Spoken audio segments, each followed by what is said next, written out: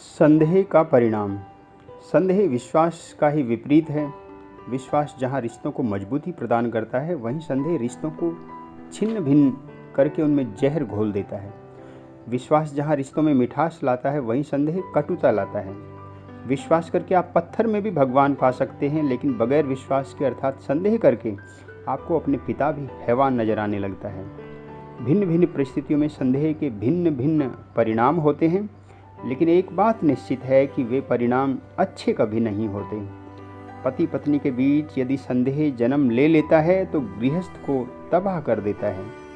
परिवार के सदस्यों में यदि परस्पर संदेह पैदा हो जाए तो परिवार ही तबाह हो जाता है। भाई भाई दुश्मन नजर आने लगते हैं, माता पिता भी अनजाने लगने लगते हैं। व्यापारी यदि अपनी नौकरों पर विश्वास नहीं करेगा, अर्थात उन्हें हर समय संदेह की दृष्टि से देखेगा, तो व्यापार को चौपट होते देर न लगेगी। शिष्य का यदि अपने गुरु पर भरोसा नहीं होगा तो शिष्य कुछ नहीं बन सकता, सिवाय थाली का बैंगन के। बिना पहचान के ही मर जाएगा। अध्यापक अपने छात्रों पर भरोसा नहीं करेगा तो शिष्य कभी अपने गुरु को आशा के अनुरूप परिणाम नहीं दे पाएगा। दो दोस्तों में जब संदेह जन्म ले लेता है तो दोनों दोस्त कड़े दुश्मन बन जाते हैं। अतः संदेह को तो हर हाल में विदा कर ही देना चाहिए।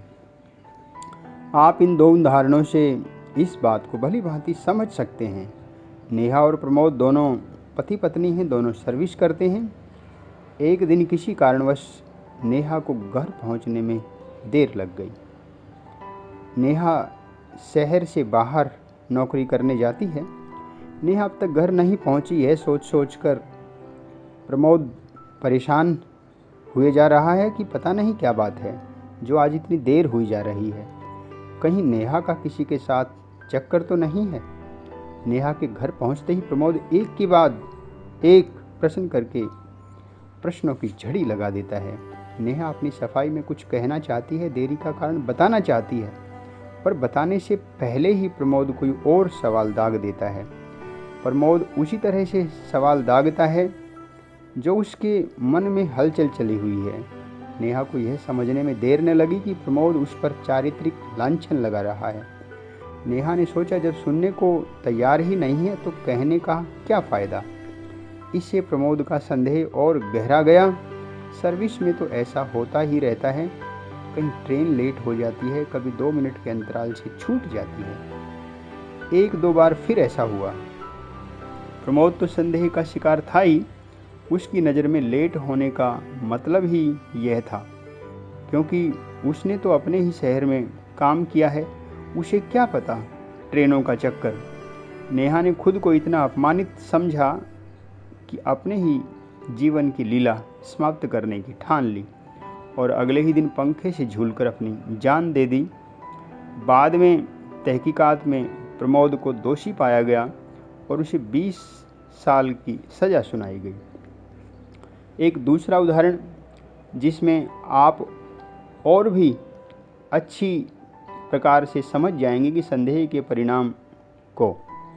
रामलाल डुडेजा ने एक छोटी सी मशीन लगा रखी है जिसमें प्लास्टिक के दाने बनते हैं। 20 मजदूर काम करते हैं। 20 मजदूरों के ऊपर एक सुपरवाइज़र है जिसके देखरेख में दिन भर काम चलता रहता है। पहले महीने काम कुछ ज़्यादा निकला था, परंतु इस बार काम कुछ कम निकला। रामलाल के और भी कई जगह धंधे फैले हुए हैं, इसलिए दिन में एक ही चक्कर लगा पाते हैं। राजेंद्र नामक सुपरवाइज़र बड़ा भला आदमी है और ज़रूरतमंद में ही सारे मजदूर उसे पसंद भी करते हैं और उसकी सुपरविजन में मन लगाकर काम करते हैं। रामलाल जी संदेह के शिकार हो जाते हैं और सोचने लगते हैं कि कहीं राजेंद्र मजदूरों से मिलकर गड़बड़ तो नहीं करता है, वरना अब की बार तो काम ज़्यादा निकलना चाहिए था। कहीं रामलाल कहीं और से ऑर्डर लाकर माल बाहर का बाहर निकाल तो नहीं देता है। धीरे धीरे वह बात बात में राजेंद्र को झिड़कने लगता है। एक दो मजदूर को अलग से बुलाकर पूछताछ भी करता है, पर कुछ हाथ नहीं लगता। धीरे धीरे सब मजदूरों को पता चल जाता है कि मालिक राजेंद्र व हम सब पर शक करते हैं कि कहीं ये पीछे से माल की गड़बड़ी तो नहीं करते।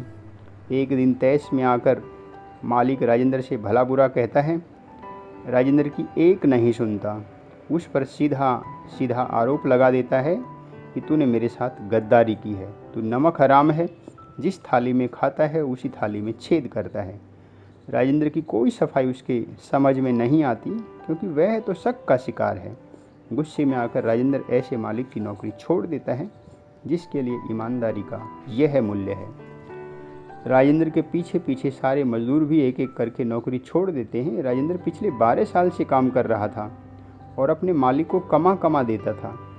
कई मजदूर तो वह शुरू से ही अपने साथ लाया था। रामलाल जी का सारा काम ठप हो जाता है। पुराने वर्कर थे और दूसरी जगह उन्हें ज़्यादा मजदूरी मिलती है, वहाँ भी उनका सुपरवाइज़र राजेंद्र है। सभी वहाँ भी उसी प्यार और विश्वास से काम करने लगते हैं। रामलाल उसके बाद अनेक बार मजदूर बदल चुका है, पर ऐसे ईमानदार स्टाफ कहाँ मिलता है। लगातार घाटे में जाने के कारण आखिरकार रामलाल को फैक्ट्री बंद ही करनी पड़ी।